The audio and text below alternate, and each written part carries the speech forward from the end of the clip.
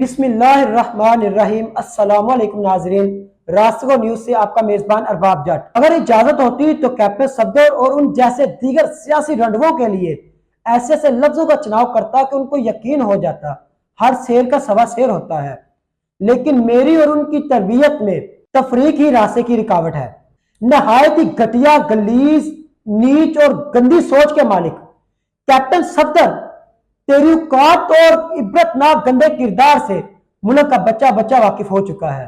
Social media میں viral ہونے والی ویڈیو میں عمران خان اور ٹیرین کا نام لے کر دراصل تو نے اپنی ماضی کی کرتوتوں کو موضوع بحث بنا کر مخالفین نہیں بلکہ اپنوں کے ہی ہوش ٹھکانے لگانے کے لیے گری ہوئی حرکت کی ہے۔ کیا سمجھتے ہو کہ عوام بھول گئی؟ 2018 کے عام انتخابات کی کمپین کے دوران تمہاری کالی کرتوتیں سوشل میڈیا پر گردش کرنے لگی، جو راجکماری مریم کے پیروکاروں کے ہاتھ پاؤں باندھ چکی تھی۔ ایسے میں تو نے 10 مئی 2018 کو شائع ہونے والی اخبارات میں اپنی حرام کاری کو حلال ثابت کرنے کے لیے اپنے من پسند صحافیوں اور کالم نویسیوں سے دلیلوں کی اشاعت کروائی تھی۔ شیشے کے گھر میں بیٹھ کر دوسروں کے گھروں میں پتھر مارنے والے کیپٹن صفدر، ہمیں معلوم ہے کہ تم نے یہ کیوں اونچی اور بغیرتی والی مذموم کوشش کی ہے۔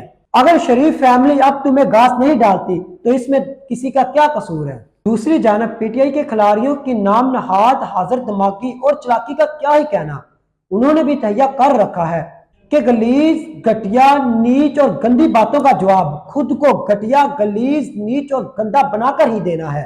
اگر پی ٹی آئی والوں نے اپنی روش نہ بدلی تو وہ دن دور نہیں جب تحریک انصاف کے سوشل میڈیا ورکرز کو پڑھا لکھا طبقہ کہنے والے ان کو ابو جہل کی اولاد کے لقب سے نوازیں گے۔ دونوں بڑی سیاسی جماعتوں میں پائی جانے والی اخلاقی گراوٹ ہماری آنے والی نسلوں میں ایسے معاشرے کی بنیاد رکھ رہی ہے جس میں غیبت، بہتان بازی اور گالم گلوچ سیاست کے بنیادی اصول سمجھے جائیں گے۔ جو میں کہنا چاہتا ہوں، عقل والوں کو مزید تمہید کی ضرورت نہیں۔ کچھ مزید معلومات ناظرین کے ساتھ شیئر کرنا چاہتا ہوں۔ بد زبانی میں پی ٹی آئی ایک خاص مقام رکھتی ہے، اس میں کسی کو شک نہیں ہونا چاہیے، لیکن یہ کہنا کہ پاکستانی سیاست میں بد زبانی کے کلچر کی جد امجد پی ٹی آئی ہے سراسر غلط اور جھوٹ ہے۔ در حقیقت پاکستانی سیاست میں گالم گلوچ کی روایت کا آغاز قائد اعظم محمد علی جناح کی رحلت کے بعد ہی ہو گیا تھا۔ میں نام نہیں لینا چاہتا، مگر قائد اعظم محمد علی جناح کے ایک قریبی ساتھی نے کراچی میں خطاب کرتے ہوئے اس وقت کے وزیر اعظم حسین شہید سہروردی کے بارے میں کہا کہ بھارت نے ہم پر یہ کتا چھوڑ دیا ہے۔ ممتاز بیوروکریٹ قدرت اللہ شہاب نے اپنی سوانح شہاب نامہ میں لکھا ہے کہ سابق گورنر جنرل غلام محمد اپنے وزراء اعلیٰ کو بڑی محفل میں مغل ذات سے نواز دیا کرتے تھے۔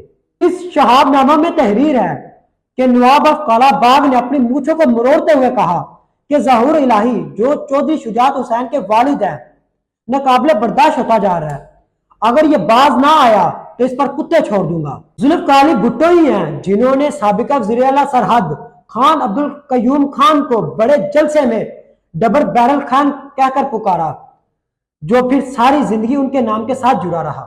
اقتدار سے محروم ہونے کے بعد بھٹو نے ایئر مارشل اصغر خان کو آلو خان کہہ کر پکارا۔ پیپلز پارٹی کے بانیان میں سے تالپور برادران یعنی احمد تالپور، میر رسول بخش تالپور، انہی کے گھر میں ہونے والے جلسے میں بھٹو نے انہی کا نام لے کر غلیظ گالیاں دی۔